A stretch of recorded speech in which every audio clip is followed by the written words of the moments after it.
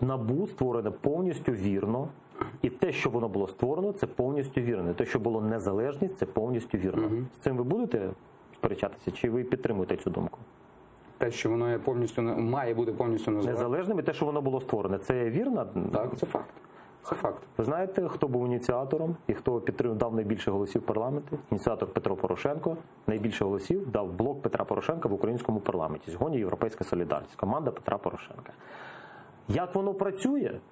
То, якщо не помиляюся, в тій же Польщі, тільки з 3-го складу антикорупційного бюро національного, воно почало працювати значно більш ефективніше. Польщі антикорупційне бюро? Якщо не помиляюся, так. Там якраз часто в Україні згадують досвід, можливо, Румунії. Директорат це називається. Ну, в Румунії, Румунію часто порівнюють, але в Польщі теж воно є. Теж воно є, і якщо не помиляюся, воно там пройшло декілька ротацій, і значно це підвищило ефективність роботи. У НАБУ є свої успіхи, я не буду з цим сперечатися, але чи могло воно працювати краще? Так, могло. Як все в цій країні. Але давайте не забувати. Ми говоримо про те, що визнано всіма нашими іноземними партнерами. Всіма.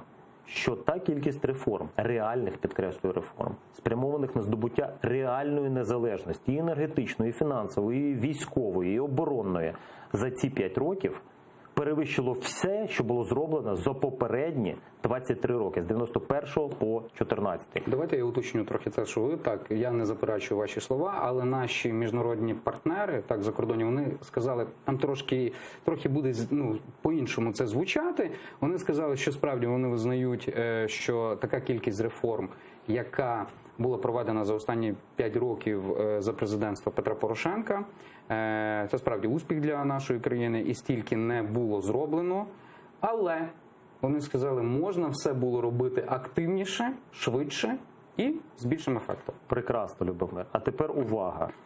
Польща робила свої реформи. Чи вона мала в цей час вбивства громадян десятками тисяч? Чи мала вона агресію? Чи мала вона обстріли? Чи мала вона економічну блокаду? Чи мала вона заборону транзиту? Чи мала вона фінансову кризу? Відповідь – ні. Тому давайте говорити правду. Я спілкувався особисто майже з усіма послами Великої Сімки, Європейського Союзу під час іноземних перемовин.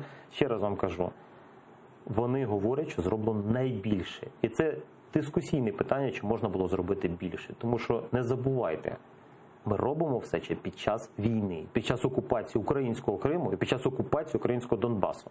І ви тільки уявіть собі, як би було, якби, наприклад, ті десятки, навіть сотні мільярдів гривень, які ми зараз спрямовуємо на сектор національної безпеки і оборони, ми спрямували на підтримку української економіки. Якби, наприклад, уявимо, не було війни. Правда, ми розвивалися би скоріше? Так. Але давайте не забувати, для нас ключове сьогодні є – це підтримка української армії, підтримка українського воїна. Будемо годувати свою армію, будемо годувати чужу.